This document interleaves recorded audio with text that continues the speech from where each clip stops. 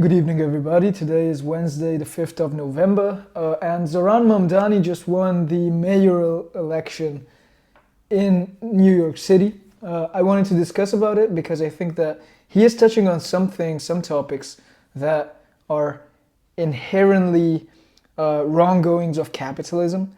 I think that the Chinese have correctly identified these, and they are starting to echo with the American public as well.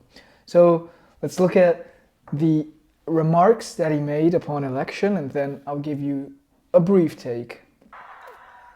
Thank you.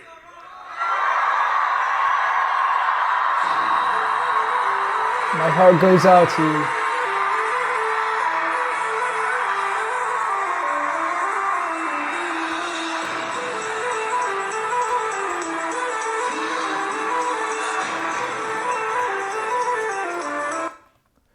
Let me just get the correct speech, I'm sorry. Thank you, my friends. Well,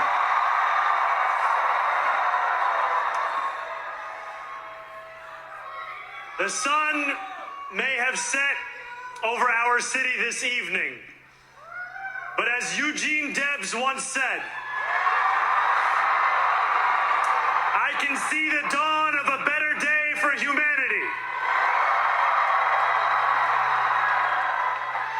For as long as we can remember, the working people of New York have been told by the wealthy and the well-connected that power does not belong in their hands. Fingers bruised from lifting boxes on the warehouse floor, palms calloused from delivery bike handlebars, knuckles scarred with kitchen burns. These are not hands that have been allowed to hold power. And yet, over the last 12 months, you have dared to reach for something greater. Zamir is the way he's speaking very weird. He's more suited for short form TikToks. Tonight, against all odds, we have grasped it. The future is in our hands. My friends, we have toppled a political dynasty.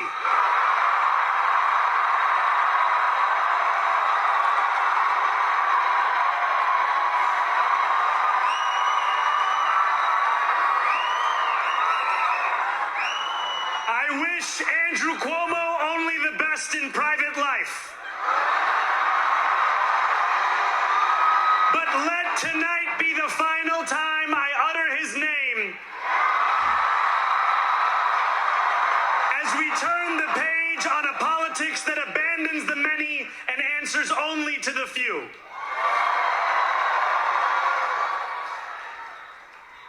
New York, tonight you have delivered a mandate for change, a mandate for a new kind of politics, a mandate for a city we can afford, and a mandate for a government that delivers exactly that. On January 1st, I will be sworn in as the mayor of New York City. This is crazy aura.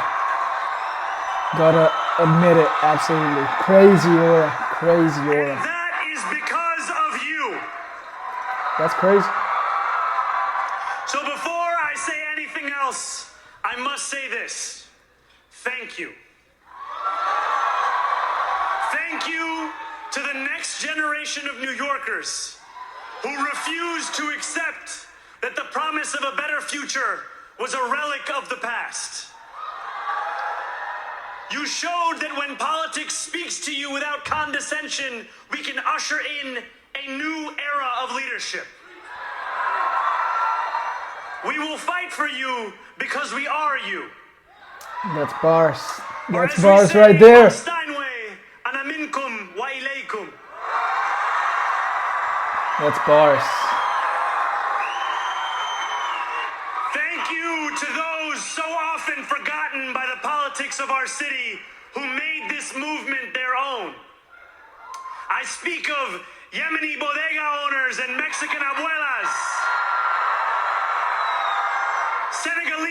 taxi drivers and Uzbek nurses, Trinidadian line cooks and Ethiopian aunties. No Americans so far. Yes, aunties. To every New Yorker in Kensington and Midwood and Hunts Point, know this. This city is your city, and this democracy is yours too. Let's fucking go. I'm getting hyped up by this.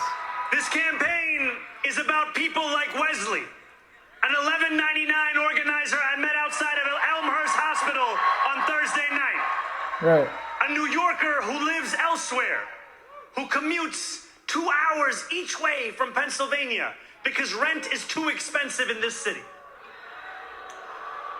It's about people like the woman I met on the BX33 years ago, who said to me, I used to love New York, but now it's just where I live. And it's about people like Richard, the taxi driver I went on a 15-day hunger strike with outside of City Hall, who still has to drive his cab 7 days a week. My brother, we are in City Hall now.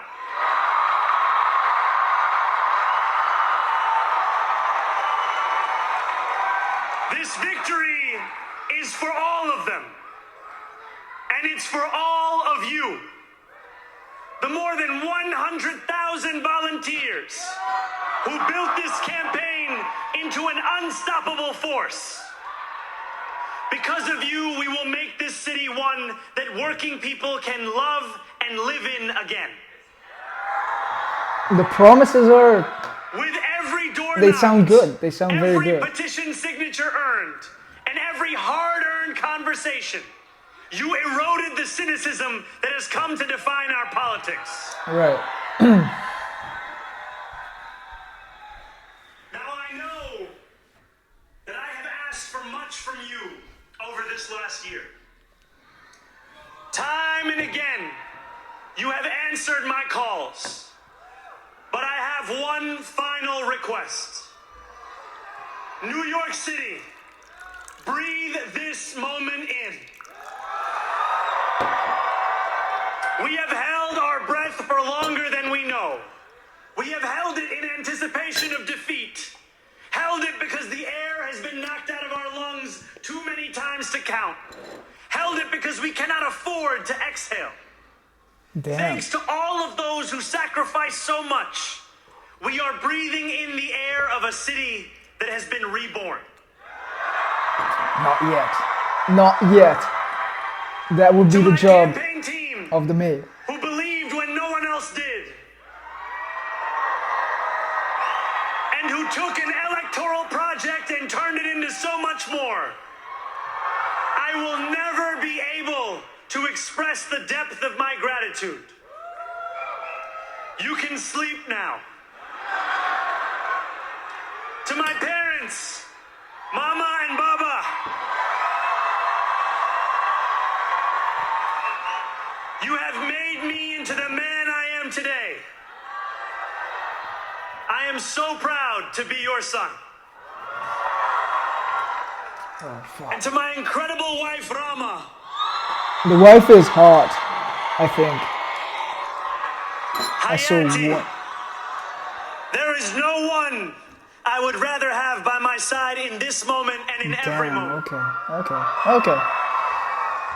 Okay, Zoran To every New Mamdani. Yorker, whether you voted for me, for one of my opponents, or felt too disappointed by politics to vote at all, thank you for the opportunity to prove myself worthy of your trust.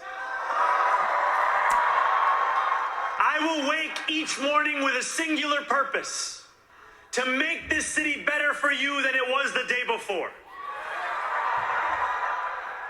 There are many who thought this day would never come, who feared that we would be condemned only to a future of less, with every election consigning us simply to more of the same. And there are others who see politics today as too cruel for the flame of hope to still burn. New York, We have answered those fears. Oh, We damn! have spoken in a clear voice. Who's the music Is technician? alive. They fumbled. They fucked up. Hope is a decision that tens of thousands of New Yorkers made day after day. Hope. Volunteer shift after volunteer shift, despite attack ad after attack ad. More than 1 million of us stood in Right. our churches, in gymnasiums, in community centers, as we filled in the ledger of democracy. Yeah. And while we cast our ballots alone, we chose hope together. Hope over tyranny. Hope over big money and small ideas. Hope over despair. We won because New Yorkers allowed themselves to hope that the impossible could be made possible. That's crazy. And we won because we insisted that no longer would politics be something that is done to us. Now it is something that we do.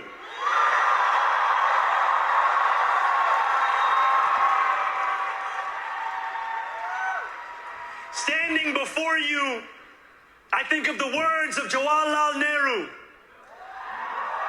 What? A moment comes but rarely in history when we step out from the old to the new, when an age ends and when the soul of a nation long suppressed finds utterance. That's crazy. Tonight we have stepped out from the old into the new.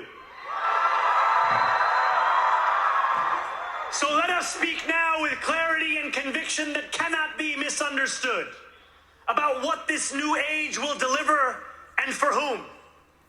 This will be an age where New Yorkers expect from their leaders a bold vision of what we will achieve, rather than a list of excuses for what we are too timid to attempt. Central to that vision will be the most ambitious agenda to tackle the cost of living crisis that this city has seen since the days of Fiora LaGuardia.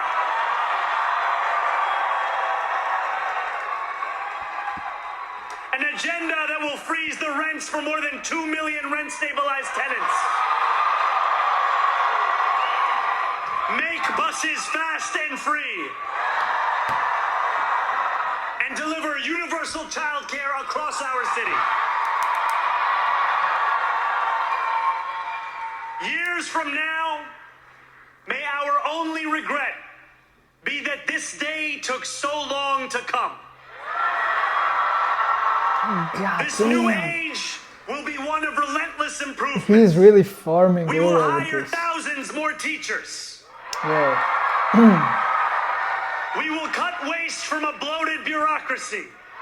Let's go. We will work tirelessly to make lights shine again in the hallways of NYCHA developments where they have long flickered. Safety and justice will go hand in hand as we work with police officers to reduce crime and create a department of community safety that tackles the mental health crisis and homelessness crises head on. Excellence will become the expectation across government, not the exception. In this new age we make for ourselves, we will refuse to allow those who traffic in division and hate to pit us against one another. In this moment of political darkness, New York will be the light. Here, we believe in standing up for those we love. Whether you are an immigrant, a member of the trans community, one of the many black women that Donald Trump has fired from a federal job, a single mom still waiting for the cost of groceries to go down, or anyone else with their back against the wall, your struggle is ours too. And we will build a city hall that stands steadfast alongside Jewish New Yorkers and does not waver in the fight against the scourge of anti-Semitism. What? I was told he was an More than anti-Semite. 1 I was told he was a, like, rabid anti-Semite. million Muslims know that they belong. Not just in the 5 boroughs of this city, but in the halls of power. No more will New York be a city where you can traffic in Islamophobia and win an election. That's crazy. That's the real revolution, I guess. That's the anti-Semitism right there. This new age will be defined by the competence and the compassion that have too long been placed at odds with one another. We will prove that there is no problem too large for government to solve and no concern too small for it to care about. For years, those in City Hall have only helped those who can help them. But on January 1st, we will usher in a city government that helps everyone. Now, I know that many have heard our message only through the prism of misinformation. Tens of millions of dollars have been spent to redefine reality and to convince our neighbors that this new age is something that should frighten them. As has so often occurred, the billionaire class has sought to convince those making $30 an hour that their enemies are those earning $20 an hour. They want the people to fight amongst ourselves so that we remain distracted from the work of remaking a long broken system. We refuse to let them dictate the rules of the game anymore. They can play by the same rules as the rest of us.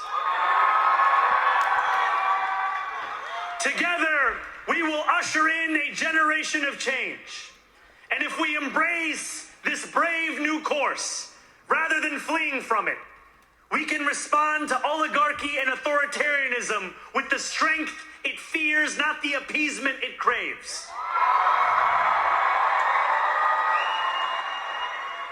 After all, if anyone can show a nation betrayed by Donald Trump how to defeat him, it is the city that gave rise to him.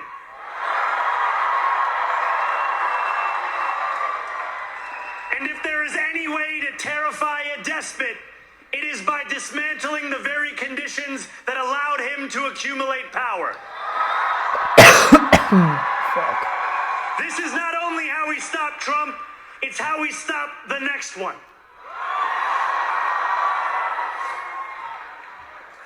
So Donald Trump, since I know you're watching, I have 4 words for you. Turn the volume up.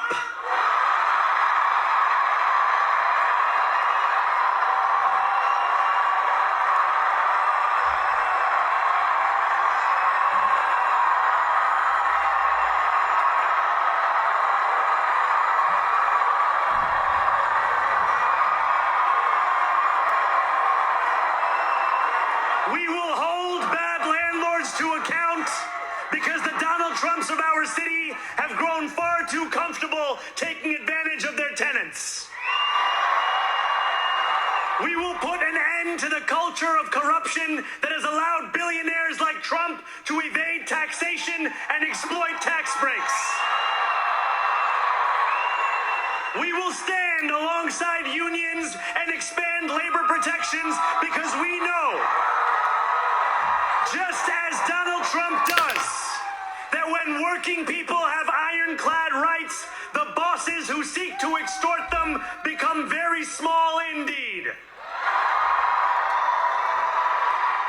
New York will remain a city of immigrants, a city built by immigrants, powered by immigrants, and as of tonight, led by an immigrant.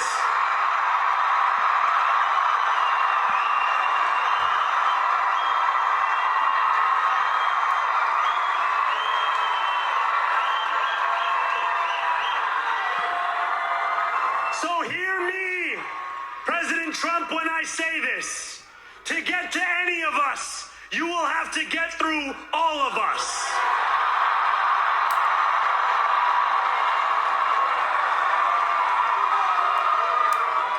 When we enter City Hall in 58 days, expectations will be high.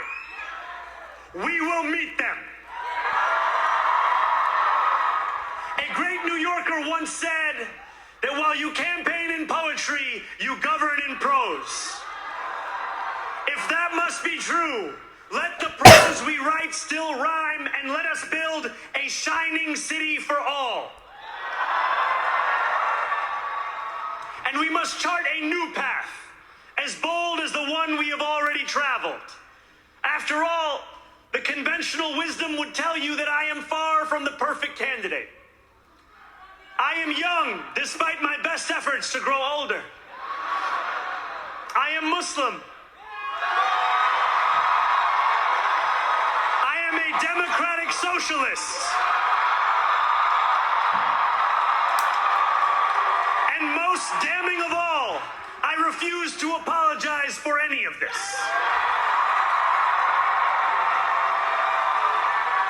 And yet, if tonight teaches us anything, it is that convention has held us back. We have bowed at the altar of caution, and we have paid a mighty price. Too many working people cannot recognize themselves in our party. And too many among us have turned to the right for answers to why they've been left behind. We will leave mediocrity in our past. No longer will we have to open a history book for proof that Democrats can dare to be great. Damn, okay. Our greatness will be anything but abstract. It will be felt by every rent-stabilized tenant who wakes up on the first of every month, knowing the amount they're going to pay hasn't soared since the month before. It will be felt by each grandparent who can afford to stay in the home they have worked for, and whose grandchildren live nearby because the cost of childcare didn't send them to Long Island. It will be felt by the single mother who is safe on her commute and whose bus runs fast enough that she doesn't have to rush school drop-off to make it to work on time. And it will be felt when New Yorkers open their newspapers in the morning and read headlines of success, not scandal. Most of all, it will be felt by each New Yorker when the city they love finally loves them back. Damn. Whoever wrote the speech Together, is a great New York, speech we're going to writer, I have freeze to say. up. Together, New York, we're going to make buses fast, and together, New York, we're going to deliver universal.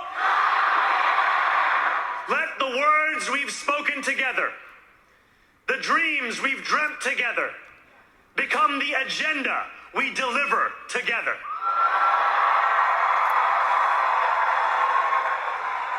New York, this power, it's yours. This city belongs to you. Thank you.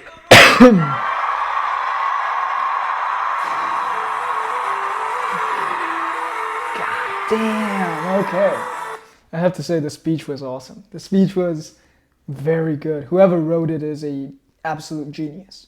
Now, there is one thing that I wanted to talk about. This is the main topic of the video. I think that he really nailed the election campaign. He really nailed the core issues that people care about. Affordability, cost of living, and everything that comes from it. Because from the inability to afford life come a series of anxieties and problems in day-to-day life that happen to destabilize and alienate. That is fundamentally the premises on which Trump ran last year his presidency. And these are the premises on which the opposite side has run this time for mayor of New York and has won. apparently this is a chord that really strikes. This is a topic that really converts. This is a battlefield in which you actually happen to win votes, because that is the existential dread of people, the affordability of their lives. that's the main thing. Now, I think that it's definitely interesting. We'll have to see how many of the promises made happen to, turn true. How many of the claims made during the election, during the campaign, happen to actually come true. I'll believe it when I see it, But definitely, it is an interesting approach, this one. It is an approach that I think undermines the main criticism and the main weakness of capitalism. And nobody talks about this, nobody ever says this. I've never heard it, at least. But capitalism has one major flaw, one huge flaw. Capitalism has a monopoly problem. And I've never heard this. Nobody ever talks about this. And that is communism. Communism identified this problem and said, we'll just make a democratic people's centralized monopoly. That is what China has done. China does capitalism simply led totally by the government. The government is a mega corporation that does everything. The government owns everything for the benefit of the Chinese people. That is the idea behind this. But this is exactly the main issue that capitalism faces. And this is what is driving the current cost of living. This is what is driving the social and economical problems from which Mamdani comes out, from which Trump also came out. And that is, capitalism has a tendency to accumulate wealth, to concentrate wealth, and centralize it. And thus, capitalism becomes unsustainable and devolves into a monopoly. Now, in China, this has been tackled with one government that owns everything and manages everything for the supposed benefit of the Chinese people. In the US, the same has happened, but simply it is not as overt, it is not as transparent, and that is the battle that is being fought. And the concentration of wealth is absolute. The concentration of wealth in the US has seen the top earners, the most rich, getting disgustingly richer, while regular people now happen to not be able to afford rent, to afford groceries, to afford food, to afford electricity. That is a big issue. And the only way to fight back against that is politics. That is why you see political revolutions. I would call them political revolutions, such as Mamdani, but even Trump has campaigned on a revolutionary platform. He has made revolutionary claims. He has made claims about we'll change everything, we'll fix everything. And the main issue that all of this stems from is the economic inequality. It is the concentration of wealth, concentration of capital, concentration of value that capitalism inevitably leads to. And so if you run a state in a capitalistic manner, what happens is that eventually the Darwinistic competition becomes too difficult, and most get just wiped out. I wanted to just give you a brief thought experiment. Say there is a super powerful bank. They are the best. Everybody goes to them, and simply the competition dwindles. They can destroy the competition simply by the fact that they are the best bank and everybody is their client, and nobody can actually challenge them. They have, by all means, a monopoly. Now, imagine this bank simply wants to create a monopoly in retail. They go ahead and they create Walmart. Who's going to compete with Walmart?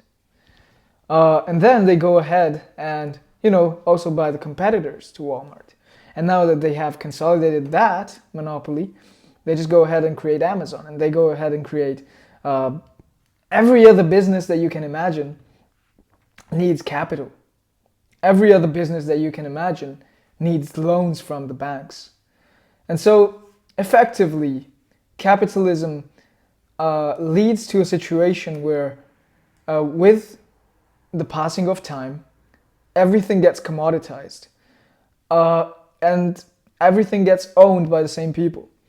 This is simply not a transparent thing. This is not a transparent process. You have heard about BlackRock likely, but how many people actually know what's going on at BlackRock? How many people know actually what is going on inside the banks? How many people know about, how the central banks operate? It is a very shady operation. Nobody really knows who is in charge. And that creates frustration. That creates social divides.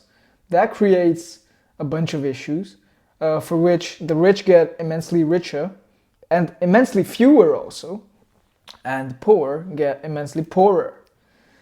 And so that is what is happening in the US, but that is actually what is happening pretty much everywhere in the world. That is what is happening in this age of late capitalism. Late capitalism simply devolves into a huge monopoly, and you can do it overtly, like China has done. You can do it overtly, like Russia, to some extent, has been doing. We all know, Russia is led by Putin. We all know that China is led by the Chinese. It's led by the CCP. It's led by Xi. But who's actually in charge of the US? Is it the banks? Is it the president? Is it the army? Is it Elon Musk? Is it... we don't know. But this is a reality. This is something that is happening. Thus, we need to really come to terms with the fact that capitalism has this inherent flaw in that at a certain point it is no longer democratic. And thus, being democratic is the real revolution today. By simple accounts, capitalism simply devolves into communism. It simply devolves into an everything corporation that just owns everything and runs everything and happens to be private instead of public. And thus, it is a precursor to feudalism to some extent. Democracy is the only way out. Democracy is the insurance policy against this happening.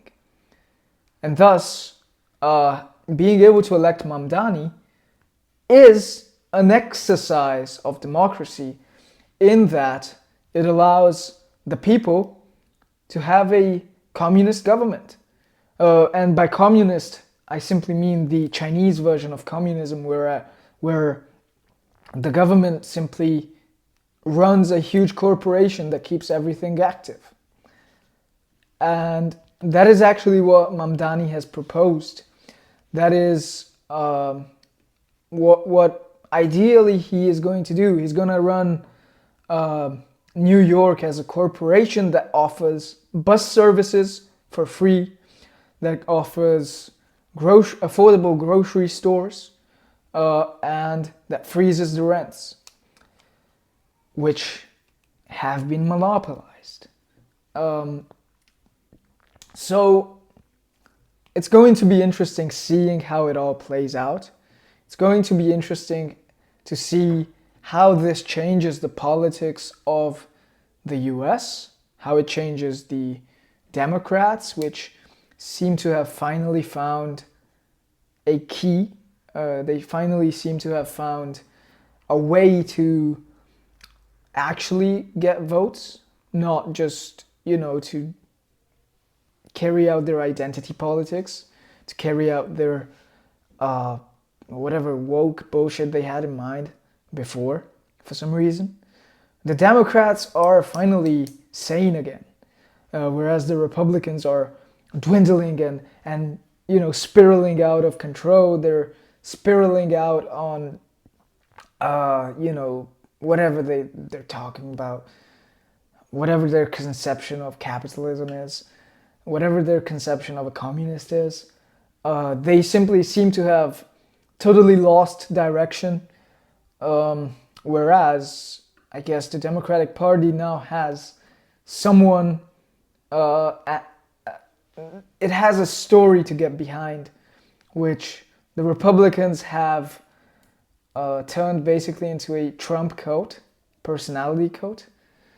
But it will be interesting to see how the wealth concentration is treated, how democracy is hopefully restored, because democracy at the moment is the only solution to a plutocracy. Democracy is the real revolution of today. It is not communism. Communism is, by all accounts, not revolutionary. Communism is advocating for tyranny and the government owning everything. I don't think that is what most people want. Democracy and liberalism have been, for the most, discarded and frowned and shamed and beaten out of people. I have to say, I have sympathy for Mamdani. He seems like a good guy. I like his campaign. I like his message. And hopefully democracy and liberalism are, and by liberalism I mean market liberalism, are restored and capitalism is able to actually deliver wealth rather than exploitation.